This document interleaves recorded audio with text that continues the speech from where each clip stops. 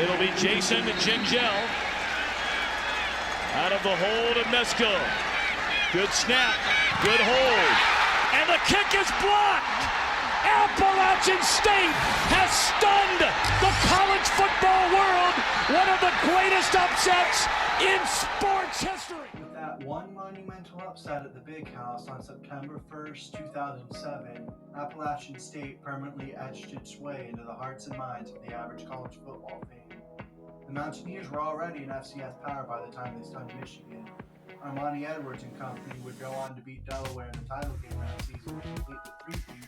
But this was the first time an FCS team upended any FBS-ranked opponent, never mind one as high as the Wolverines locking up a 5 rating. App State continued to find success at the FCS level for the next 7 years before making the leap up to the FBS in 2014 as a member of the Sun Belt. The Mountaineers have continued to win since the move, as they have qualified for a bowl game in 8 of the last 9 years with wins in 7 of those games. By all accounts, the university has smoothly transitioned from an FCS power into a good group of 5 program. However, there's a difference in just being a good group of 5 schools who routinely goes bowling and being one of the premier programs in all of college football. The expansion of the college football playoffs has created a spot at the table for the smaller schools, but Appalachian State has bigger dreams of grandeur. Instead of just settling for a chance to be the token group of 5 representative, the Mountaineers seek perennial playoff aspirations by landing a spot at the big boy table with a Power 4 invite, preferably to either the ACC or the SEC. That obviously means asserting their dominance over the rest of Appalachia, but the boys from Boone also have plans to become the premier program in the state of North Carolina.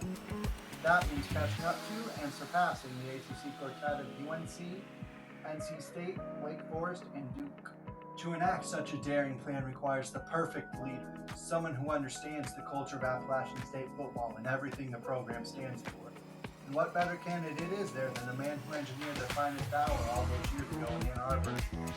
That's right, decorated alum Armani Edwards has returned home to guide his beloved Mountaineers to college football's mountaintop.